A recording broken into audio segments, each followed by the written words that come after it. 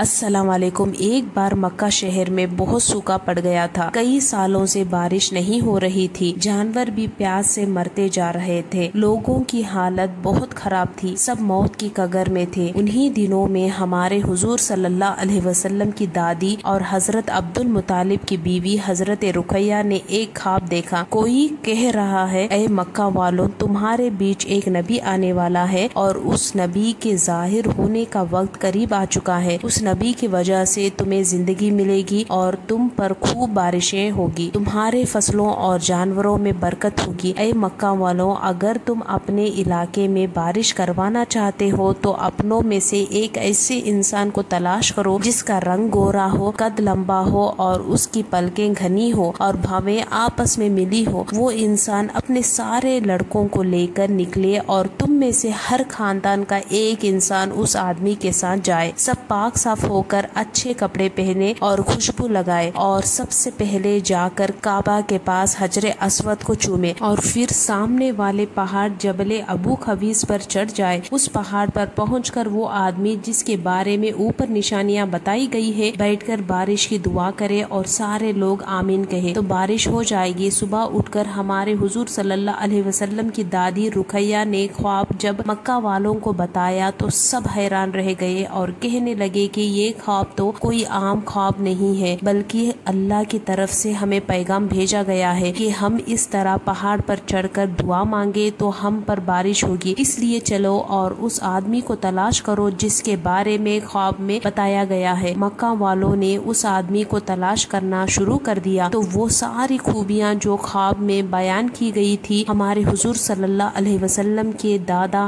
حضرت عبد المطلب کے اندر نکل گئی۔ لوگوں نے آ کر حضرت عبد المطلب سے کہا کہ آپ ہی ہمارے سردار ہیں اور آپ ہی کے اندر وہ ساری خوبیاں ہمیں نظر آ رہی ہے جو خواب میں بتائی گئی ہے، اس لیے آپ چل کر ہمارے لیے بارش کی دعا کریں۔ عبد المطلب نے اپنے سارے لڑکوں کو جمع کیا اور مکہ کے ہر گھر کے ایک آدمی کو ساتھ لے کر کعبہ کے پاس آئے اور حجر اسود کو چوما، پھر جبل ابو قبیس پر چڑھ گئے۔ حضرت عبد المطلب نے پہاڑ میں چڑھ کر بارش کی دعا کی، سب نے آمین کہا۔ ابھی دعا ختم ہی نہیں ہوئی تھی، اچانک آسمان پر کالے بادل چھا گئے اور پھر دیکھتے ہی دیکھتے بہت تیز بارش شروع ہو گئی۔ جب ہمارے حضور صلی اللہ علیہ وسلم کی عمر مبارک 60 سال کی ہوئی تو ایک دن ہمارے حضور صلی اللہ علیہ وسلم کی آنکھوں میں درد ہونے لگا اور آپ بہت پریشان ہو گئے تو ہمارے حضور صلی اللہ علیہ وسلم کے دادا حضرت عبد المطلب آپ صلی اللہ علیہ وسلم کو لے کر ایک جادوگر کے پاس گئے۔ جب حضرت عبد المطلب نے اس جادوگر کا دروازہ کھٹکھٹایا تو اس جادوگر نے دروازہ نہیں کھولا۔ جب جادوگر نے بہت دیر تک دروازہ نہ کھولا تو ہمارے نبی حضرت محمد صلی اللہ علیہ وسلم اپنے دادا کے ساتھ باہر کھڑے رہے تو اچانک اس جادوگر کے گھر میں زمین ہلنے لگی اور زلزلہ آ گیا۔ جادوگر گھبرا کر گھر کے باہر نکلا۔ جب اس جادوگر کی نظر حضرت محمد صلی اللہ علیہ وسلم پر پڑی تو وہ حیران رہ گیا اور کہنے لگا، اے عبد المطلب، اے بچہ تمہارا کون ہے؟ حضرت عبد المطلب نے کہا کہ اے میرا پوتا ہے اور عبداللہ کا بیٹا ہے۔ تو اس جادوگر نے کہا، اے عبد المطلب، یہ لڑکا اس امت کا نبی ہے، اگر میں ابھی اپنے گھر سے باہر نہ نکلتا تو گھر کی چھت مجھ پر گر جاتی۔ اے عبد المطلب، تم اس لڑکے کی حفاظت کرنا اور اسے یہودیوں سے بچا کر رکھنا، ورنہ اگر وہ لوگ اسے دیکھ لیں گے تو اسے قتل کر دیں گے۔ اور رہی بات اس بچے کی آنکھوں میں درد کی تو اس کا علاج خود اس بچے کے پاس موجود ہے۔ یہ سن کر عبد المطلب بہت حیران ہوئے اور پوچھنے لگے کہ ایسا کیسے؟ تو اس جادوگر نے جواب دیا کہ جاؤ،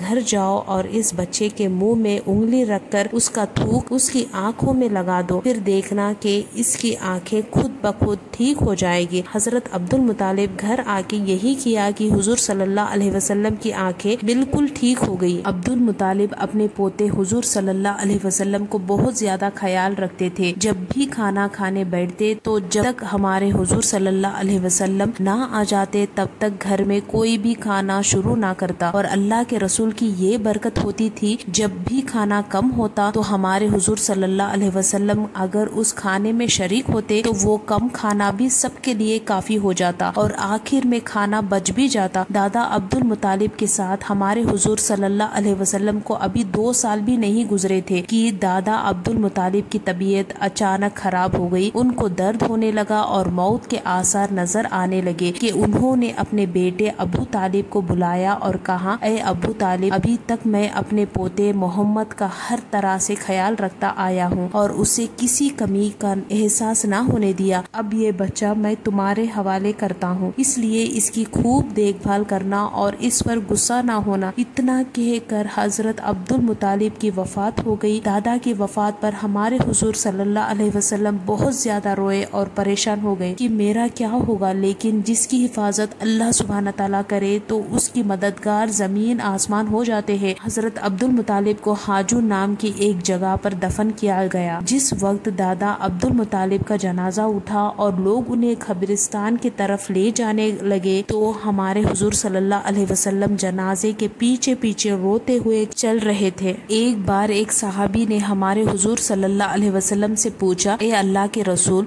क्या आपको अपने दादा अब्दुल मुतालिब के वफात के बारे में कुछ याद है? तो हुजूर सल्लल्लाहु अलैहि वसल्लम ने फरमाया, हाँ मुझे याद है, मेरी उम्र उस वक्त 8 साल की थी। तो आप इस वीडियो को लाइक करें, अपने दोस्तों में शेयर करें और अगले वीडियो देखने के लिए हमारे चैनल को जरूर सब्सक्राइब करें और साथ में लगे बेल आइकॉन को जरूर दबा दें। तब तक के लिए अस्सलाम वालेकुम।